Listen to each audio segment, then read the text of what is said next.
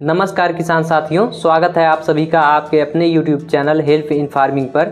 किसान साथियों, गेहूं की बुआई का सीजन आने वाला है या फिर हो सकता है जब आप यह वीडियो देख रहे हो तो बुआई का सीजन आ चुका हो। ऐसे में सवाल यह उठता है कि गेहूं की बुआई में DAP बेहतर है या फिर NPK बेहतर है।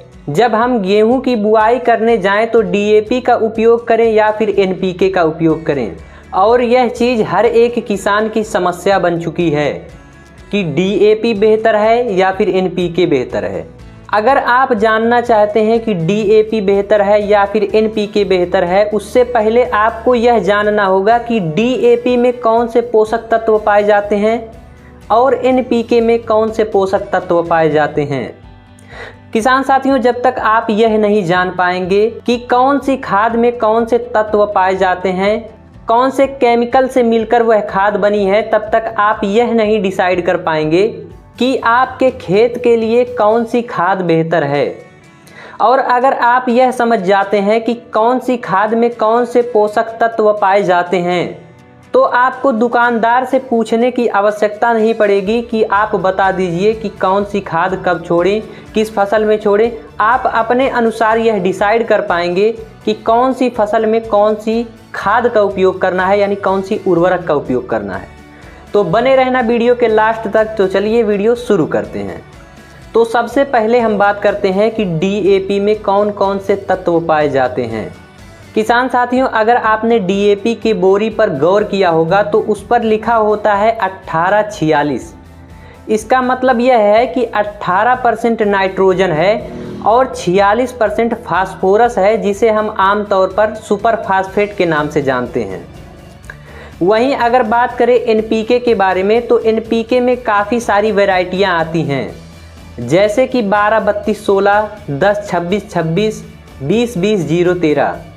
तो मिसाल के तौर पर हम 20-20-0-13 को ले लेते हैं।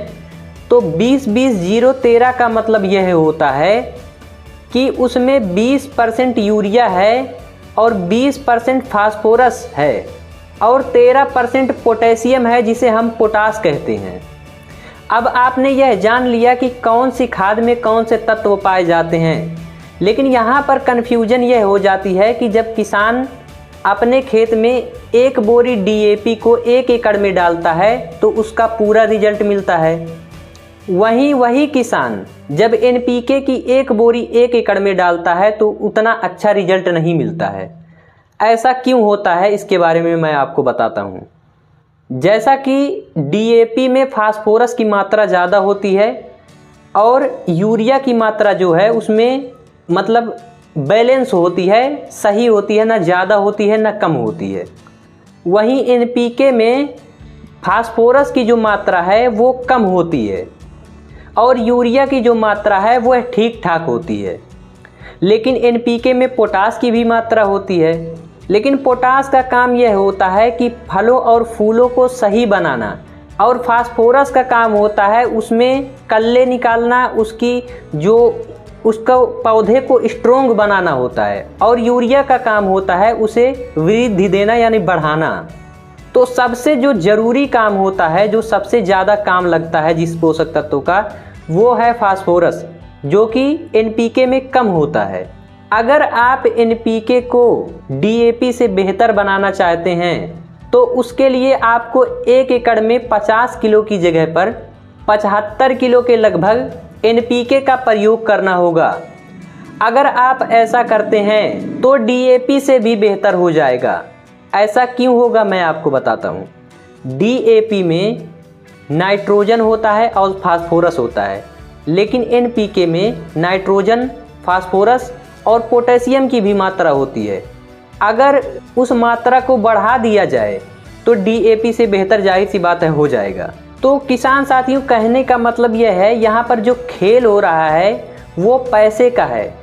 जितना आप पैसा लगाएंगे उसी के हिसाब से आपको बेनिफिट मिलेगा, यानी आपकी फसल में फ़ायदा होगा।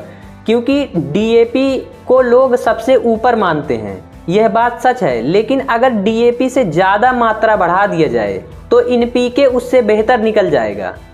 लेकिन जब उसकी आप मात्रा बढ़ाएंगे तो मात्रा बढ़ने के साथ आपको पैसा भी ज़्यादा लगाना पड़ेगा।